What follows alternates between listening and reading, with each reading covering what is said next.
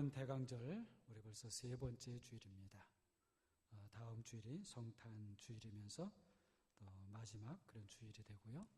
또 다음 주일이 지나면 바로 이어서 우리 성탄절을 맞이하게 됩니다. 주님의 성탄과 관련해서 우리가 잘 아는 동방박사들 이야기가 나오는 마태복음 2장을 보게 되면요, 유대 헤롯 왕 때의 동방박사들이 예루살렘에 와서 유대인의 왕으로 나시니가 어디 계시냐고 묻습니다.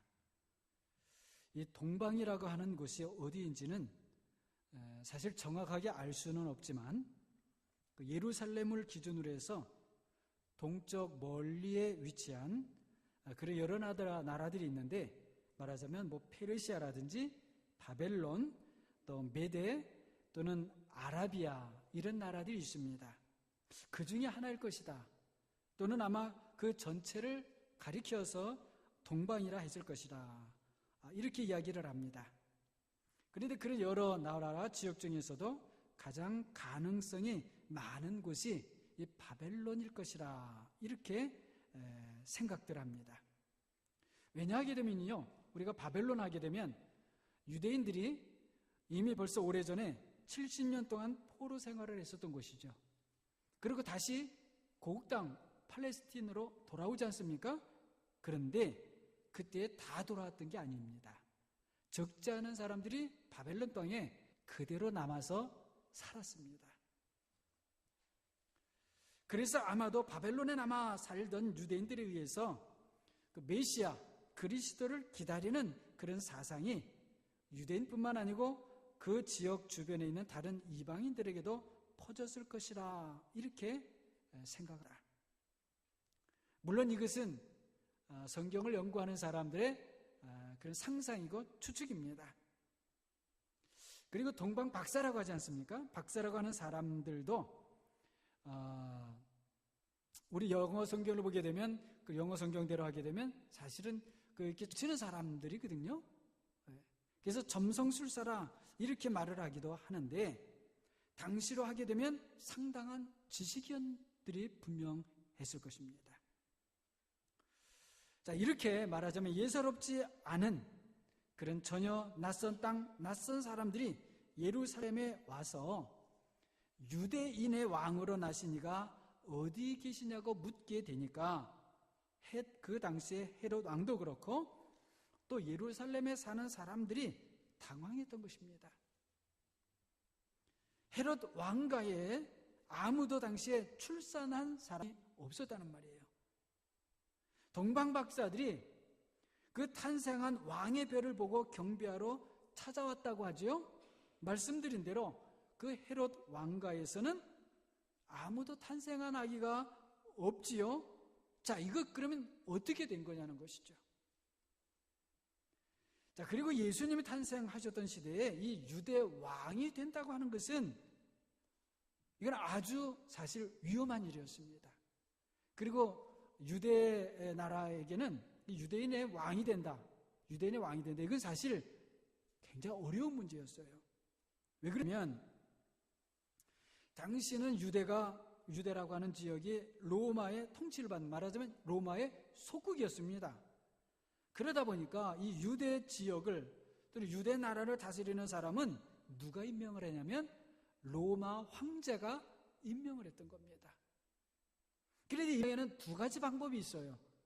하나는 로마의 원로원, 여러분 로마 원로원 아시죠? 그 원로원 중에서 그 의원 중에 한 사람을 유대 총독으로 임명해서 황제가 파송을 하든지, 아니면 유대 나라 안에서 이 로마 황제에게 충성하는 사람 중에 로마 황제가 볼 때 괜찮은 사람을 임명해서 왕으로 임명해서 다스리든지, 이렇게 했습니다. 자, 그렇기 때문에 이런 것과 관계없이 어떤 사람이 유대 왕이 된다라고 하는 것은 이건 뭘 말하는 겁니까? 로마 황제나 로마에게 말하자면 반역하고 반기를 든다는 것을 뜻하는 거예요. 그러니까 아주 위험한 일이 되었던 겁니다. 그러다 보니까 이 동방박사들이 예루살렘에 찾아와서 유대인의 왕으로 나시니가 어디 있습니까? 그분에게 경배하려고 왔습니다. 이랬을 때에 이 말을 들은 헤롯 왕도 그렇고 또 이 말을 당시 예루살렘에 살던 사람들이 다 같이 당황했던 것이죠. 이게 무슨 큰일이 나려고, 무슨 변고가 생기려고 이런 일이 있는가? 동방박사들의 말을 듣고 헤롯 왕이 유대의 대제사장과 서기관들을 불러서 그리스도가 어디서 나겠느냐고 묻습니다. 마태복음 2장을 보게 되면요. 그런데 우리가 이 헤롯의 말과 동방박사의 말을 서로 비교해 보면 이상한 게 있습니다. 뭐냐면 동방박사들은 분명히 유대인의 왕으로 나신 이를 찾아왔습니다. 유대인의 왕이라고 했어요. 그런데 헤롯 왕은 대제사장과 서기관들을 불러가지고 그리스도가 어디서 나겠느냐 이렇게 묻습니다. 이 그리스도라고 하는 말은 메시아라는 말이에요. 무슨 차이냐면 메시아는 히브리 말이고 그리스토스, 그리스도는 헬라어예요. 그 차이만 있는 것이지 똑같은 것입니다. 그러니까 헤롯 왕은 동방박사들이 찾는 유대인의 왕이 그냥 유대인의 왕이 아니고 유대인들이 기다리는 그 메시아라고 생각을 했던 거예요. 그래서 대제사장과 서기관들을 불러서 유대인의 왕이 어디서 나겠냐 이렇게 묻지를 않고 그리스도가 어디서 나겠냐 이렇게 물어요. 자, 이때 대제사장과 서기관들이 아마 같이 의논을 했겠죠. 그리고 결론을 내립니다. 그리고 단번에 대답을 해요. 뭐냐면 유대 베들레헴입니다. 자, 이렇게 대답을 하고는 마태복음 2장 5절을 보게 되면요, 이렇게 기록된 바 하면서 성경을 그 사람들이 인용을 합니다. 근데 인용한 내용이 뭐냐 하게 되면 유대 땅 베들레헴아 너는 유대 고을 중에서 가장 작지 아니하도다. 내게서 한 다스리는 자가 나와서 내 백성 이스라엘의 목자가 되리라고 그렇게 성경에 기록이 되어 있습니다. 이렇게 헤롯 왕에게 보고를 했던 거예요. 자, 이때 말씀드리는 이 대제사장과 서기관들이 헤롯 왕 앞에서 그리스도가 나실 곳을 대답하면서 그 근거로 인용한 성경이 바로 오늘 우리가 함께 본 이 미가서 5장 2절입니다. 이 성경을 가지고 그리스도는 유대 땅 베들레헴에서 납니다. 그리고 헤롯 왕에게 대답을 했던 거예요. 자, 어떻게 보게 되면 오늘 미가 5장 2절에서 4절 이 세 절의 내용을 요약해서 대답을 한 것이라고 볼 수 있습니다. 여러분, 구약을 보게 되면 물론 창세기부터 그리스도에 대한, 메시아에 대한 그 예언의 말씀이 나오지만은 특별히 이사야서부터 말라기서까지 이 예언서들을 보게 되면 적지 않은 많은 곳에서 마지막 날에 또는 그날에 그리스도가 오실 것을 그렇게 예언합니다. 그런데 구체적으로 그 그리스도가 태어날 곳, 어디서 태어나는가 하는 것을 예언하는 것은 바로 오늘 본문 이 미가서가 유일합니다. 아주 분명하게 베들레헴이라고 이렇게 예언을 해요. 이 베들레헴은 사실은 구약성을 보게 되면 다윗의 동네예요. 다윗이 살던 그런 동네. 자, 그런데 대제사장과 서기관들이 이것을 알고 그러잖아요. 그걸 아세요? 그리고 정말로 우리가 알듯이 그 예수님이 어디서 태어나십니까? 베들레헴에서 태어나시는 거예요. 출생지가 베들레헴이 돼요. 여러분, 놀라운 것은요, 미가 선지자는 유대나라 히스기야 왕 시대에 활동하던 사람인데요, 예수님이 탄생하던 그때와 비교를 하게 되면 대략 몇 년의 차이가 있냐면 700년 정도의 차이가 있습니다.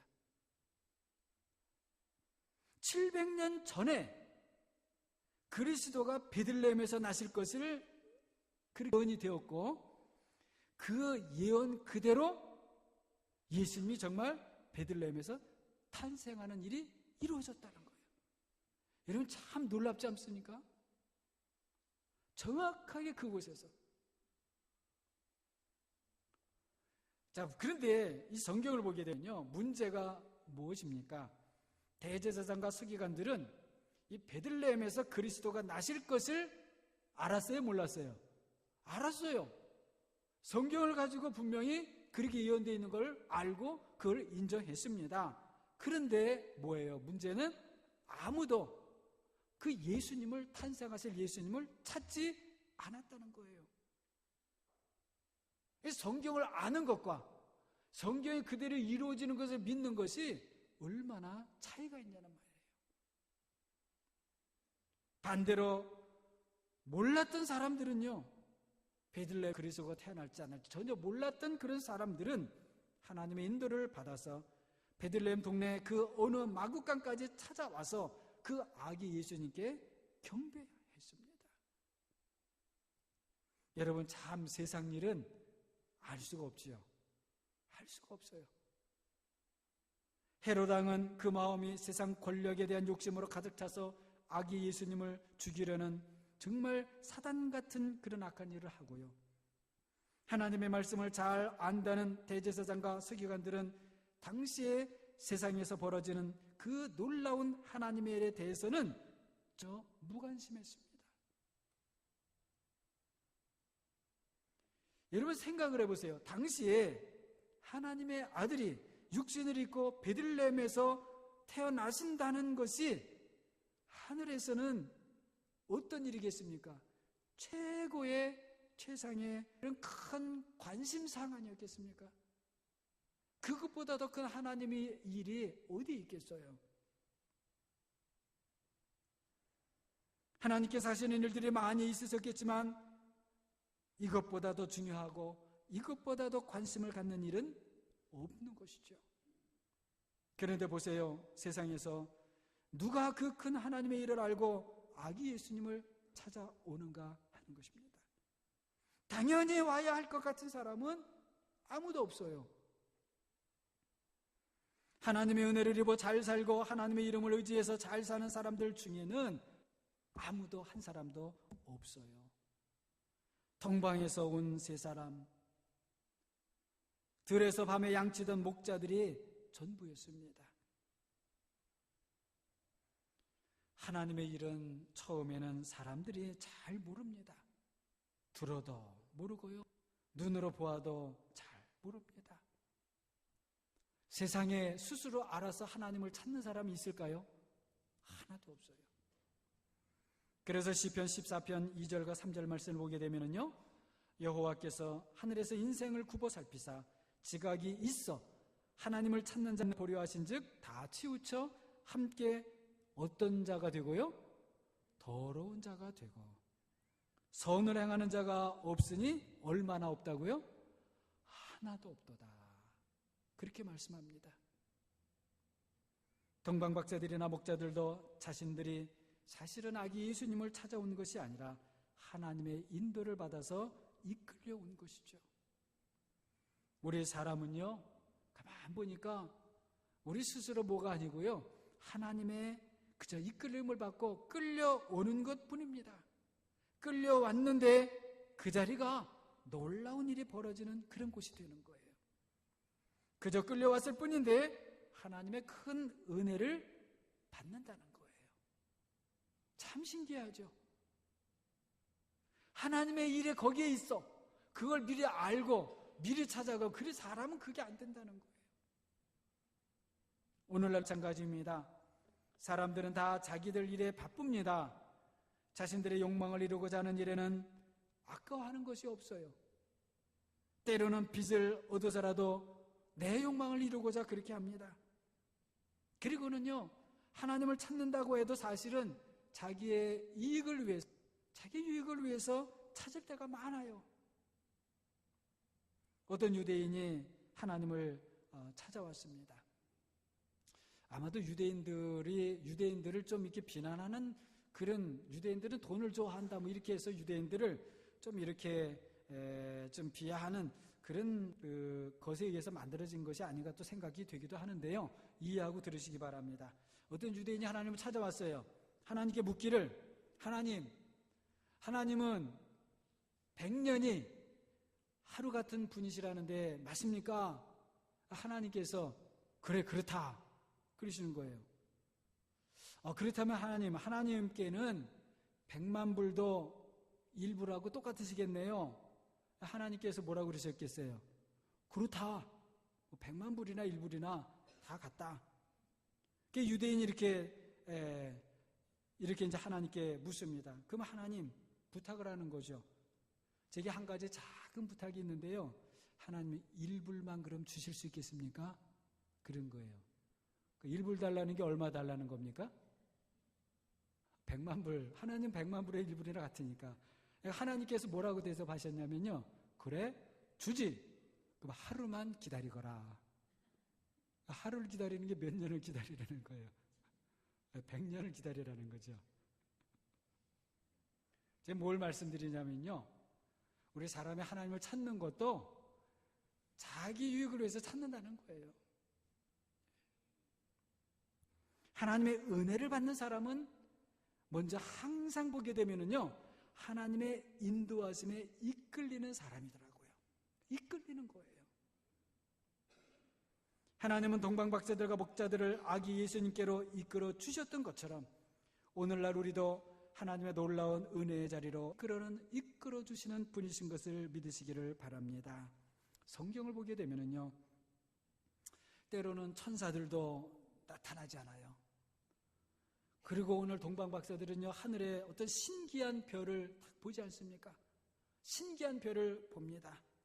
때로는 환상도 하나님께서 보여주시고, 그렇게 하시면서 하나님께서 인도해 주셔요. 여러분, 오늘날은 어떻다고 생각하십니까? 여러분, 천사를 보신 적 있어요? 하늘에 여러분 신기한 별을 보시고 이끌려 본 적이 있으십니까? 없어요. 그럼 하나님은 성경을 보게 되면 그렇게 인도해 주시는데 오늘날은 여러분은 어떤 것 같습니까? 저는 확신하건대요, 오늘날 하나님은 우리들을 더 잘 이끌어 주시고 인도해 주신 줄로 그렇게 믿습니다. 우리가 욕심을 좀 내려놓으면 되는 거예요. 우리가 내 주장을 내려놓으면 다 되는 거예요. 꼭 천사가 나타나야 하고 하늘에 신기한 별이 보여야 하는 것이 아닌 것입니다. 오늘날도 여전히 하나님은 우리들을 친숙하고 때로는 분명하게 그리고 체하게 하나님의 은혜의 자리로 인도해 주고 계시는 겁니다.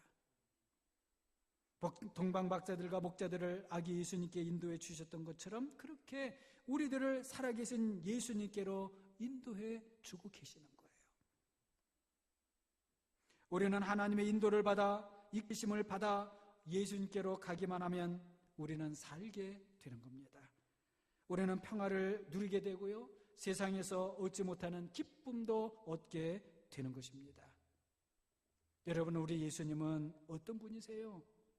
오늘 보면 4절을 보게 되면은요, 그가 여호와의 능력과 그의 하나님 여호와의 이름의 위엄을 의지하고 서서 목축하니, 목축은 누가 합니까? 목자가 하지요. 예수의 목자라는 거예요. 목축하니 그들이 거주할 것이다. 거주할 것이라는 것은요, 확실히 산다는 거예요. 염려하지 말라는 것이죠. 그래서 이제 그가 창대하여 어디까지 미친다고요? 땅 끝까지 미치리라. 우리 예수님은 선한 목자이십니다. 하나님의 능력으로 양들을 지켜주시고 먹여주시고 인도해 주시는 그런 목자셔요. 우리를 너무 잘 이해해 주시면서도요, 그 이해심에는 악한 것이 조금 없으시단 말이에요. 자기의 유익을 구하는 것이 조금도 없으시다는 거예요. 그래서 히브리서 4장 15절을 보게 되면 우리에게 있는 대제사장은 우리의 연약함을 동정하지 못하실 리가 아니요 모든 일에 우리와 똑같이 무엇을 받으셔요? 시험을 받으시니로되 뭐는 없어요? 죄는 없으시니라. 죄가 없으시다. 자기의 유익을 구하지 않으신다는 거예요. 예수님께 나와서 구하는 사람들은 다 은혜를 받았습니다. 우리가 보기에는 받을 수 없을 것 같은 그런 사람인데도 다 은혜를 받았어요. 수로보니게 이방 여자도 은혜를 받았지요. 멸시받던 세리도 은혜를 받았고요. 간음 중에 붙잡혀온 여자도 은혜를 받았습니다. 눈먼 사람도 귀신 들린 사람도 은혜를 받았고요.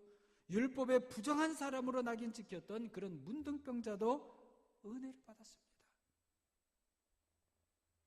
하나님의 은혜를 다른 곳에서 구하지 마시기 바랍니다. 예수님께 나오면 은혜를 받아요. 꼭 어디를 가야, 꼭 누구를 찾아가야 은혜를 받는 것 아닙니다. 예수님께서 하나님의 나라에 대해서 말씀하실 때도 그러셨지요. 하나님의 나라가 여기 있다, 저기 있다, 그렇다는 거예요? 아니라고 하시죠. 하나님의 나라는 어디 있다? 너희 중에 있다, 그렇게 말씀하셔요. 무슨 말인가 하게 되면 너희에게 아주 가까이 있다는 것입니다. 부르면 귀로 들을 수 있는 그런 곳에 있고요. 눈으로 보면 보고자 하게 되면 볼 수 있는 곳에 있고요. 손을 뻗으면 닿을 수 있는 그런 곳에 있다는 거예요. 누가? 예수님이. 그런데도 사람들이 부르지 않고 눈을 그저 먼 곳을 향해 들고 있고요. 손을 내밀지를 않는다는 거예요. 예수님이 성령으로 우리 가운데 계신 것을 꼭 믿으시는 여러분 되시기를 바랍니다. 그래서 성령으로 구하는 사람에게 예수님은 아주 가까이 계셔서 선한 목자처럼 우리를 돌봐주시고 지켜주시고 풍성하게 먹여주시는 겁니다. 오늘 보면 4절 하반절 말씀을 보게 되면요, 이제 그가 창대하여 땅끝까지 미치리라, 이렇게 말씀하시죠. 우리 성도들이 세상을 향해서 이런 마음을 가져야 되겠습니다. 예수님을 아는 것이 땅끝까지 이르는 그런 마음을 우리 가져야 된다는 거죠. 우리 코카콜라 회사, 이 코카콜라 회사 우리 잘 알죠? 이 회사를 처음에 설립한 사람이 자신이 만든 이 콜라가 모든 세상 사람들이 마시는 탄산음료가 되기를 바랬다고 그래요. 그리고 현재는요, 전 세계적으로 200여 개국 이상에서 이 코카콜라가 팔리고 그 사람들이 마시고 있다고 합니다. 몸에 별로 좋지도 않다는 이 콜라를 만들어서 온 세계 사람들이 먹기를 바라는 사람도 있는데, 여러분, 예수님을 세상 모든 사람들이 다 믿고, 그래서 선한 목자이신 그분의 다스림을, 인도하심을 그렇게 받는다면, 여러분, 이 세상에서 이것보다 더 좋은 일이 어디 있겠습니까? 그래서 우리는 늘 두 가지 기도 제목이 있습니다. 우리의 자신들이 예수님을 잘 믿어 하나님의 복을 받으면서 사는 것이고요. 그리고 세상 모든 사람들이 어찌하든지 예수님에 대한 소식을 듣고 예수님을 믿고 잘 또 믿어서 또 하나님의 복을 받으며 사는 겁니다. 예수님을 믿고 또 잘 믿는 것이 제일 여러분 귀중한 거예요. 한국의 어떤 훌륭하고 유명한 목사님께서 병상에서 임종을 맞이하게 되셨습니다. 후배 목사님 여러 번 이렇게 많이 찾아와서 이제 그 목사님 설교도 이제 못 듣고 가르침도 못 받게 되는데, 목사님 마지막으로 후배된 우리들에게 좋은 덕담의 말씀 좀 해주시면 좋겠습니다. 그렇게 부탁을 드리고 무슨 말씀을 하실까? 무슨 정말 깊이가 있고 높이가 넓이가 있는 그런 말씀을 해주실까? 그리고 기다렸는데요, 그 목사님께서 딱 한마디 하시더랍니다. 그게 뭐냐면요, 여러분 예수님 잘 믿으세요, 이러시더라는 거예요. 우리 성도들에게 여러분 무엇이 더 필요하겠습니까? 예수님 잘 믿으면 되는 것입니다. 어떤 분이 그러셔요. 예수님 잘 믿는 게 참 어렵다고요. 맞습니다. 어렵습니다. 그래서 우리가 날마다 자기를 부인하고 자기 십자가를 져야 하는 겁니다. 내가 살고 내가 져야 할 십자가를 안 지고 예수님을 잘 믿겠다는 것은 전부 뭡니까? 이 거짓말이에요. 안 될 일입니다. 사랑하는 여러분, 생활 속에서 자기를 부인하는 훈련을 하시기 바랍니다. 무슨 일을 만날 때에 이때가 나를 부인하는 그런 시간이구나 깨달으시고, 주님, 내가 주님 따라가기 원합니다. 나를 부인하겠습니다. 나를 내려놓겠습니다. 여러분들의 자존심 내려놓는 그런 훈련을 하세요. 할 말이 있어도요, 때로는 다 하지 말고 좀 중간에 그만두는, 내가 할 말이 이만큼 있지만 내가 여기서 그냥 중단하리라. 이런 훈련도 한번 해보시기 바랍니다. 물질도 여러분 한번 포기하는 훈련을 한번 해보세요. 훈련 삼아 때로는 작정하고 한번 그렇게 해보세요. 과거에 무슨 명예도 잊어버리는 훈련을 그냥 하세요. 그리고 오늘 내가 감당해야 할 일을 감사함으로, 감사할 일이 아니에요. 그래도 주여 감사합니다. 감사함으로 행하는 훈련을 그렇게 해보세요. 때로는 힘들어도요, 끝까지 감당하는 그런 훈련을 해보세요. 십자가는 내가 죽는 자리 아닙니까? 예수님께서 죽기까지 순종하신 것이 그것이 십자가 아닙니까? 예수님 잘 믿는 것 어렵습니다. 그러나 예수님을 잘 믿으면 하나님의 큰 복을 받습니다. 세상에 어떤 것보다 더 큰 복을 받습니다. 나는 못해도 하나님은 우리에게 성령을 주셔서 행할 수 있게 해주시고요. 나는 미련해도 하나님은 우리가 나의 미련 때문에 해를 받지 않도록 도와주시고요.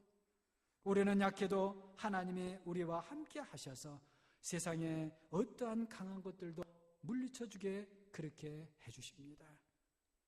예수님 잘 믿는 사랑하는 여러분이 모두 되시기를 바랍니다. 누가복음 2장을 보면은요, 예루살렘에 시므온이라는 사람이 있었습니다. 그 사람은 사람들이 알아주는 그런 유명한 사람은 아니었지만 성경을 보게 된 저는 의롭고 경건하여 이스라엘의 위로를 기다리는 자라, 성령이 그 위에 계시더라, 이렇게 말씀합니다. 그리고 이어지는 누가복음 2장 26절을 보게 되면은요, 놀라운 말씀이 나와요. 뭐냐면 그가 주의 그리스도를 보기 전에는 죽지 아니하리라 하는 성령의 지시를 받았더니, 성령의 지시를 받아요. 내가 그리스도를 보기 전에는 죽지 않는다. 죽기 전에 누구를 본다는 겁니까? 그리스도를 본다는 거예요. 어느 날이었습니다. 그날 이 시므온은 어느 때와는 달리 성전을 꼭 가보고 싶은 마음이 들었습니다. 늘 성전을 갔었지만 그날은 좀 달랐다는 말이에요. 이 시므온의 마음이 좀 특별했다는 것입니다. 그날 성전에 들어갔을 때에 요셉 마리아가 아기 예수님이 탄생한 지 8일이 되어서 할례를 받으려고 성전을 찾아온 그날이에요. 시므온이 그 아기를 보게 되자 마음에 다시 큰 감동이 있었습니다. 그래서 누가복음 2장 29절 이하를 보게 되면 아기를 달라고 해서 아기를 품에 안고 하나님을 찬송했습니다. 주제여, 이제는 말씀하신 대로 종을 평안히 놓아 주시는도다. 내 눈이 주의 구원을 보았사오니 이는 만민 앞에 예비하신 것이요 이방을 비추는 빛이요 주의 백성 이스라엘의 영광이니이다. 이렇게 하나님을 찬송합니다. 자신이 죽기 전에 오시리라 한 그리스도를 보고 품에 안았던 것입니다. 그것보다 큰 복이 어디에 있겠어요? 우리는 이 시므온처럼 베들레헴에 오신 아기 예수님을 다시 품에 안을 수는 없습니다. 그렇지 않습니까? 대신에 우리는요, 다시 오실 재림하실 예수님을 그 예수님의 품에 우리가 안길 수는 있다는 말이에요. 예루살렘에 살던 시므온이 오실 그리스도를 기다렸던 것처럼 우리는 다시 오실 만왕의 왕, 영광의 주를 기다리는 겁니다. 영광의 예수님께서 이 세상에 다시 오실 때는 성탄의 때처럼 몇몇 사람들에게만 알려지는 비밀이 아니라 모든 세상 사람들이 볼 수 있게 임하실 것입니다. 하지만 모든 사람들이 영광의 그분을 기쁨으로 맞이하고 그분의 품에 안기는 것은 아닌 것입니다. 그렇게 되는 것은 이 세상에서 예수님을 잘 믿던 사람들이 받는 하나님의 복인 것입니다. 우리 성도들에게 예수님을 잘 믿는 것 외에 또 다른 삶은 없습니다. 예수님을 잘 믿는 사람에게 영광의 주님을 영접하고 그분의 품에 안기는 것 이외에 또 다른 큰 복은 없는 것입니다. 우리는 지금 대강절을 지내면서 베들레헴에서 탄생하신 아기 예수님을 기억합니다. 뿐만 아니라 우리의 선한 목자가 되시는 예수님을 다시 새롭게 의지해야 되겠습니다. 사랑하는 여러분, 이 세상에서 예수님을 잘 믿어 하나님의 보호와 인도를 받으시다가 다시 오실 영광의 예수님을 기쁨으로 영접하시는 모든 분들이 되시기를 주님의 이름으로 간절히 축원합니다. 기도합니다. 사랑의 주님, 이제 성탄을